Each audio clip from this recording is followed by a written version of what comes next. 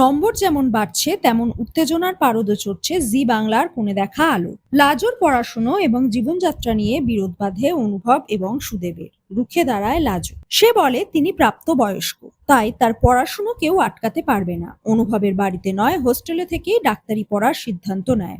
এরই মধ্যে নতুন চমক, যা দেখে মন খারাপ দর্শকদের। এমনটা কেউই আশা করেননি। সাদা থানে বিধবার বেশে দেখা যায় নায়িকাকে। শাখা পলা ভেঙে সিঁদুর তুলে শ্বশুরবাড়িতে পা দেয় লাজবন্তী। তার শাশুড়ি তাকে অপমান করতে আরম্ভ করে। অনুভব অনুরোধ করে যেন তাকে অপমান না করা হয়। লাজবন্তীর পাশে ঢাল হয়ে দাঁড়ায়।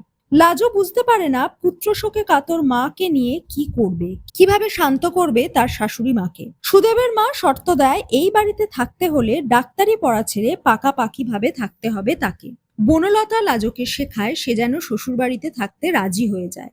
সত্যি কি পড়াশোনার ছেড়ে শ্বশুরবাড়িতে থাকতে রাজি হয়ে যাবে লাজবন্তী? দর্শকরা চায় এবার যেন বিয়ে হয়ে যায় নায়ক এবং নায়িকার। তাহলে কি করবে বনলতা? ২৮শে এপ্রিল থেকে ৫ই মে লাজবন্তীর জীবনের অগ্নিপরীক্ষা দেখতে হলে চোখ রাখুন জি বাংলায়।